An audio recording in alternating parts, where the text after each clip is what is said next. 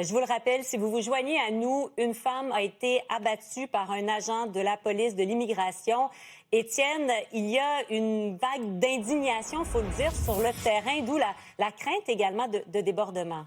Crainte d'escalade de violence, effectivement. Marianne, d'abord, vous montrez cette photo. C'est le véhicule que conduisait cette dame de 37 ans. Vous voyez ici l'impact du coup de feu tiré par l'agent donc de cette police fédérale de l'immigration appelée ICE, police mise sur pied par Donald Trump. Vous allez voir des images de la scène captées un peu plus tôt cet avant-midi, alors que la dame se trouvait au milieu de la rue, dans son véhicule. Les agents sont arrivés à proximité et dès le moment où elle a quitté, donc elle a appuyé sur l'accélérateur, il y a ces coups de feu, ces détonations qui ont été entendues. Des manœuvres de réanimation ont été tentées. Malheureusement, son décès a été constaté. Et on parle d'un climat très tendu de tension et de crainte de débordement, Marianne, parce que l'endroit où les coups de feu ont été tirés, où cette dame de 37 ans a été abattue mortellement, c'est à moins de 2 kilomètres où George Floyd a été tué en 2020. Rappelez-vous, déjà plusieurs années déjà, il avait été tué. Un policier avait mis un genou sur son visage. Il avait dit « Je ne peux plus respirer ». C'est à moins de 2 kilomètres de cet endroit que cette dame a été tuée, donc extrêmement de tension sur le terrain. Et la présence de la police de l'immigration, du ICE sur le terrain, est vivement dénoncée. On sait que Donald Trump, depuis plusieurs mois maintenant, s'en prend au Minnesota, à Minneapolis, au gouverneur Tim Walz. Et selon certains médias, on parle de plus de 2000 agents fédéraux qui ont été déployés sur le terrain. Le maire de Minneapolis est clairement en colère contre l'attaque aujourd'hui, le meurtre de cette dame de 37 ans. Écoutez ce qu'il avait à dire à l'administration Trump, mais également à la police du ICE qui est présent sur le terrain au Minnesota. To ICE, get the out of Minneapolis. We do not want you here. Your stated reason for being in this city is to create some kind of safety, and you are doing exactly the opposite. People are being hurt. Families are being ripped apart.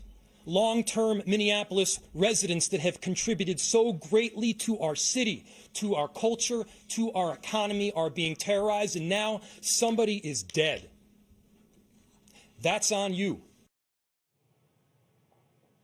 Réaction donc très vive de la part du maire Étienne. Il faut dire que pour l'administration Trump, là, il s'agit d'un geste de légitime défense. C'est la théorie exposée par cette dame, Kristi Noem, qui est la secrétaire donc de la sécurité intérieure, l'une des personnes en charge de ICE. Selon Kristi Noem, c'est un geste de légitime défense. Par contre, vous allez le voir sur les images, Marianne, la dame qui est au volant de son véhicule, elle tourne vers la direction opposée de l'agent. Et à partir du moment qu'elle pèse sur l'accélérateur, le policier tire en sa direction, mais on voit clairement que la dame n'allait pas en direction, n'allait pas foncer sur ce policier, elle allait en direction opposée. Donc, elle parle aussi de terrorisme intérieur, selon elle, selon Kristi Noem et l'administration Trump. La dame a tenté de foncer sur le policier. Donc, c'est sa vision des faits, c'est la théorie, la rhétorique de l'administration Trump qui doit réagir à cet incident aujourd'hui. Écoutez ce qu'elle avait à dire en point de presse.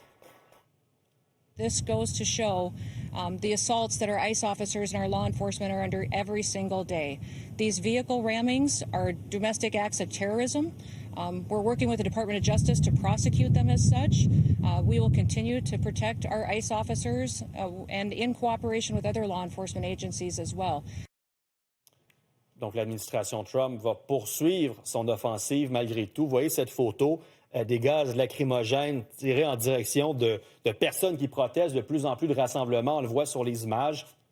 On attend aussi donc ce point de presse des autorités. Et on dit que Donald Trump a réagi également sur son réseau Truth Social. Là.